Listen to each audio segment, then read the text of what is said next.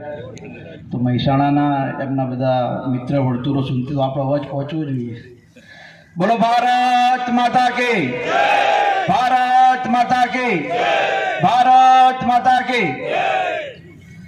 આજે વિરમગામ વિધાનસભાના દિવાળી અને નવા વર્ષના નિમિત્તે આયોજિત સ્નેહ મિલન સમારોહમાં આપણા સૌના આમંત્રણને માન આપીને આપણા સૌની વચ્ચે અહીંયા ઉપસ્થિત ગુજરાતના નવનિર્મિત સાંસદ અને જેમને છેલ્લા કેટલાય સમયથી ગુજરાતના બક્ષીપંચ મોરચામાં કેટલાય સમયથી મહામંત્રી તરીકે પ્રભારીની જવાબદારી નિભાવી રહ્યા છે એવા જિલ્લા ભાજપના મહામંત્રી માન્ય મયુરભાઈ ડાભી આપણને સૌને આજે રૂડા આશીર્વાદ આપવા માટે, અને આમ તો સંતોના દર્શન બહુ દુર્લભ હોય, પરંતુ અમારી ટીમે જ્યારે એમને કહ્યું કે બાપુ આ પ્રકારનું આયોજન છે, આપ અવશ્ય અહીંયા પધારો અને અમને સૌને આશીર્વાદ આપો, ત્યારે આપણા સૌની વચ્ચે અહીંયા કમિજલા ભાણ સાહેબની જગ્યાથી ઉપસ્થિત પરમ પૂજ્ય જાનકીદાસ બાપુ, વંથળ આનંદ આશ્રમ જ્યાં પુરુષોત્તમ લાલજી મહારાજે આશીર્વાદ આપ્યા છે, અને આપણા સૌને આશીર્વાદ આપવા માટે અહીંયા પધારેલા પરમ પૂજ્ય ભાર્ગવદાસ બાપુ, જિલ્લા ભાજપના બહુ સિનિયર મહામંત્રી અને ઘણા બધા એવા અહીંયા આગેવાનો હશે જેમને એમની સાથે કામ કર્યું છે, એમની સાથે ખૂબ જૂનો પરિચય છે, એવા જિલ્લા ભાજપના મહામંત્રી માન્ય શૈલેષભાઈ દાવડા, આપણા જ વિસ્તારના અને જિલ્લા ભાજપના મહામંત્રી માન્ય નવદીપભાઈ. આ વિસ્તારની અંદર જ્યારે માંડળ અને દેત્રોજ વિધાનસભા સીટ હતી ત્યારે ખૂબ લાંબો સમય સેવા આપી છે એવા પૂર્વ ધારાસભ્ય માન્ય પ્રાગજીભાઈ પટેલ, આ વિસ્તારની અંદર 5 વર્ષ સુધી ખૂબ સારું નેતૃત્વ કર્યું એવા ડૉક્ટર તેજશ્રીબેન, મંચસ જિલ્લા પંચાયતના આપણા ત્રણેય ચેરમેન. પહેલીવાર એવું બન્યું છે ગિરિબાપુના સહયોગથી કે આપણી વિધાનસભાની અંદર જિલ્લા પંચાયતમાંથી 3 ચેરમેન મળ્યા છે. એમ બહુ ઓછું પડે, પરંતુ આપણી ઉપર એમનો ખૂબ સહયોગ રહ્યો છે. આપણા જિલ્લાના ચેરમેન માન્ય પ્રમોદભાઈ, માન્ય ભીખાભાઈ, જગદીશભાઈ, મંચસ સૌ આગેવાનો, એપીએમસીના ચેરમેન, અમારા જિલ્લા પંચાયતના સભ્યો, ત્રણેય તાલુકા પંચાયતના પ્રમુખ, નગરપાલિકાના પ્રમુખ, જિલ્લા મહિલા મોરચાના પ્રમુખ પ્રીતિબેન, જિલ્લા ભાજપના મંત્રી કીર્તિબેન અને સૌ આગેવાનો મોટી સંખ્યામાં ઉપસ્થિત અમારા સૌના આમંત્રણને માન આપીને પધારેલા ભારતીય જનતા પાર્ટીના સૌ કાર્યકર્તા ભાઈઓ બહેનો, આપ સૌનું 2 હાથ જોડીને અહીંયા સ્વાગત કરું છું અને નવા વર્ષના ખૂબ ખૂબ શુભેચ્છા તમને સૌને પાઠવું છું. આમ તો આપણે દર વર્ષની પરંપરા છે ભારતીય જનતા પાર્ટીની કે દિવાળી બાદ આપણે સૌ સાથે મળીને એક જગ્યાએ નવા વર્ષની શુભેચ્છાઓનું આદાન પ્રદાન કરતા હોઈએ છીએ. આ નવું વર્ષ આપણા સૌના જીવનમાં સુખ સમૃદ્ધિ અને શાંતિના માર્ગે તો આગળ વધે જ, પણ આ નવું વર્ષ એ આપણા વિરમગામ માંડળ દેત્રોજ અને નળકાંઠા વિસ્તારની અંદર વિકાસના કામોમાં પણ ખૂબ મહત્વપૂર્ણ રહે એવી આપણે પ્રભુને પ્રાર્થના પણ આજના દિવસે કરીએ છીએ. મને બરાબર યાદ છે જ્યારે 2022ની ડિસેમ્બરની એ ચૂંટણી અને લગભગ આઝાદી પછીનો ઇતિહાસ આ વિધાનસભાનો એવો કે તમે બધાના આશીર્વાદથી ગુજરાતની અંદર સૌથી નાની ઉંમરના ધારાસભ્ય તરીકે તમે 52,000ના વધુ મતોથી જીતાડીને અહીંયા મોકલ્યો. એ પછી સતત એ જવાબદારી મારી પણ વધે અને તમારા બધાના સહયોગની પણ અપેક્ષા ખૂબ વધતી હોય છે. મયંકભાઈ, તમને નવાઈ લાગશે કે આ વિસ્તાર વિરમગામ, માંડળ, દેત્રોજ અને નળકાંઠા ખૂબ વિશાળ વિસ્તાર, 180 ગામ, એક નગરપાલિકા, પણ બધા લોકોના સહયોગથી છેલ્લા 2 વર્ષથી માન્ય મુખ્યમંત્રી શ્રી ભૂપેન્દ્રભાઈ અને પ્રદેશ અધ્યક્ષ માન્ય CR પાટીલ અને હર્ષદગીરી જિલ્લા ભાજપ પ્રમુખની ઉપસ્થિતિમાં અહીંયા જનસેવા કાર્યાલયનું અમે ઉદ્ઘાટન કર્યું. અને જોગાનું જોગ જો તમારા બધાના આશીર્વાદથી કે 2 વર્ષના આ ગાળામાં 1 કલાક પણ આપણું જનસેવા કાર્યાલય લોક નથી થયું. અને જ્યારે પણ જનસેવા કાર્યાલય કોઈ પણ માણસ ગામડાનો આવે, શહેરનો આવે તો 24 કલાક આપણું કાર્યાલય ખુલ્લું હોય. કોઈ દૂર ગામડામાંથી જનસેવા કાર્યાલયની મુલાકાતે ન આવ્યો હોય પણ એ ગયો હોય સેવા સદન, અને ત્યાંથી આને જનસેવા કાર્યાલય કંઈ કામ હોય અને ત્યાં આવે તો ત્યાં જમવાનું, એને ચા પાણી પૂછીને એના સારા હાવભાવ સાથે અમે મોકલીએ.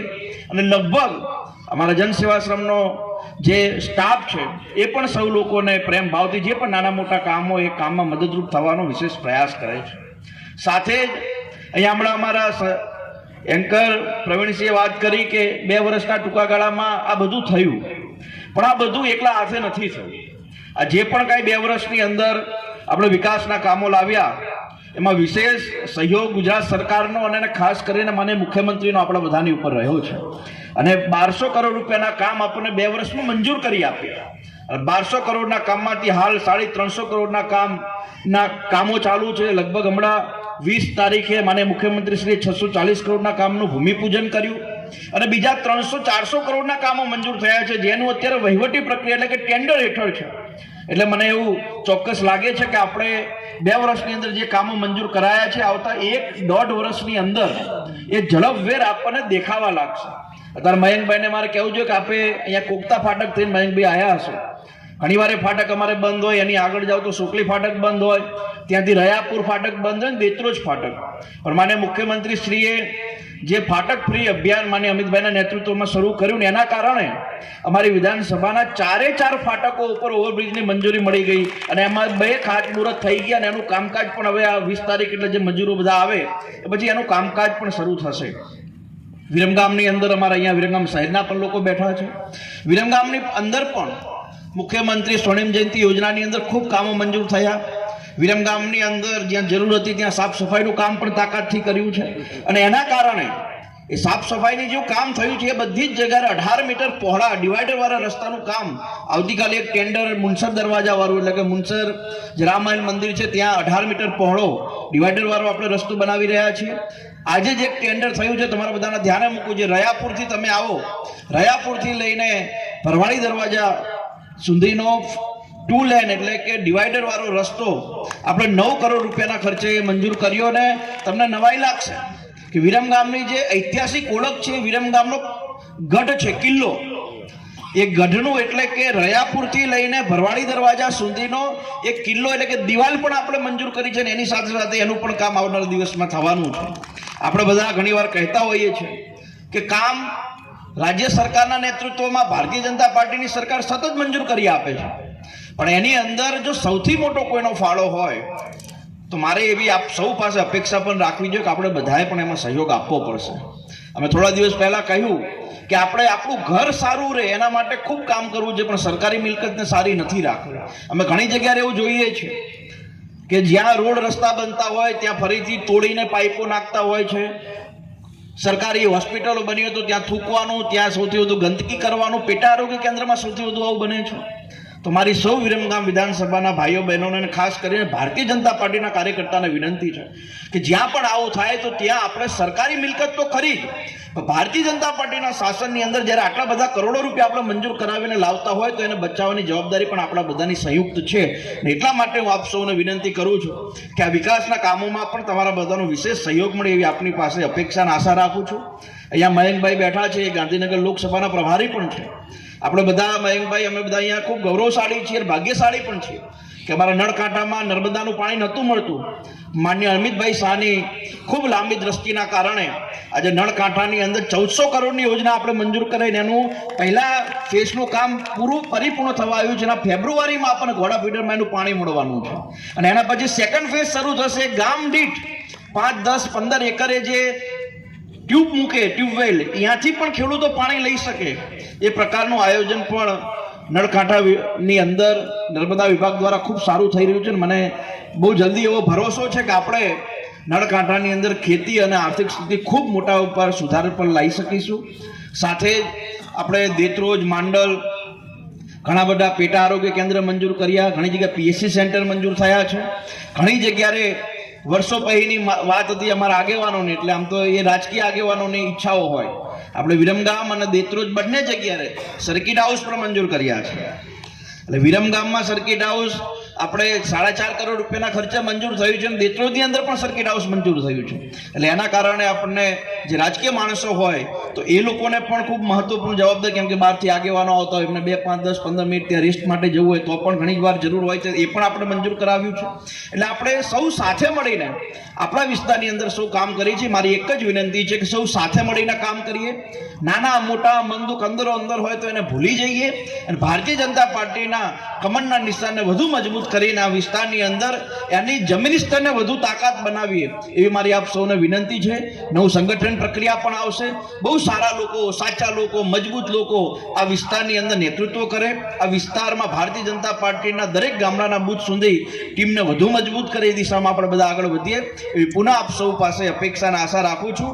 નવા વર્ષની પુનઃ એકવાર આપ સૌને હૃદયના ભાવથી ખૂબ ખૂબ શુભેચ્છાઓ પણ પાઠવું છું. અને મયંકભાઈ આપણા બધાની વચ્ચે આપણા બધાના આમંત્રણને માન આપીને આવ્યા છે તો અમારા બધા વતી એમનો અમે હૃદયથી સામૂહિક ખૂબ ખૂબ આભાર માનીએ છીએ કે સમય કાઢીને આજે આપણા બધાની વચ્ચે આવ્યા છે. એકવાર જોરદાર તાલીઓથી આપણે એમનો હૃદયથી આભાર વ્યક્ત કરવાનો છે. તો પુનઃ એકવાર આપ સૌનો ખૂબ ખૂબ આભાર. આપણે બધાએ અહીંયા સામૂહિક ભોજન પણ કરવાનું છે. કેમ કે મિલન સમારોહ હોય, સ્નેહ મિલન હોય તો આપણે બધાએ ખાલી કાર્યક્રમ પૂરતું નહીં અને તમારા બધાના ધ્યાને એટલું તો મૂકવું જ કે આપણો કાર્યક્રમ હોય અહીંયા ભોજન હોય જ છે. એટલે ત્યાં બધી જૂની સિસ્ટમો અહીંયા હવે લાગુ પડતી નથી. એટલે આપણે બધાએ જ અહીંયા આવ્યા છો તો સાથે બેસીને અમે પણ તમારી સાથે હશું તો આપણે સાથે ભોજન કરીને છૂટા પડીશું. અને આજનું જે મિલન થયું છે, જેમ જાનકીદાસ બાપુએ કીધું, એ મિલન ખૂબ લાંબો સમય ચાલે અને આવતા 1 વર્ષ સુધી આપણે ભારતીય જનતા પાર્ટીને વધુ મજબૂત અને સશક્ત બનાવીએ એ દિશામાં બધા આગળ વધીએ. આપ સૌનો ખૂબ ખૂબ આભાર. મંચસ્થ આગેવાનોનો ખૂબ ખૂબ આભાર. અને અમારા ચારેય સંગઠન જે મંડળ છે, વિરમગામ શહેર, વિરમગામ તાલુકો, માંડલ અને દેત્રોજ, એના વતી પણ આપ સૌનો હૃદયના ભાવથી ખૂબ ખૂબ આભાર માનું છું. જય હિન્દ, જય ભારત.